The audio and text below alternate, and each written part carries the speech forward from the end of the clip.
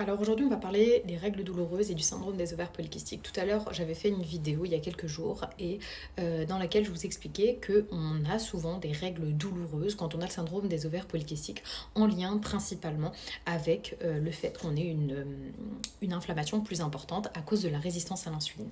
Mais il faut faire attention et ne pas confondre le syndrome des ovaires polykystiques et surtout d'autres pathologies qui entraînent des règles douloureuses, comme par exemple l'adénomiose et l'endométriose. Ce sont deux pathologies distinctes du SOPK que l'on peut cumuler, c'est-à-dire que vous pouvez avoir le SOPK, l'adénomiose et l'endométriose, ou tout simplement le syndrome des ovaires polykystiques sans ces deux pathologies.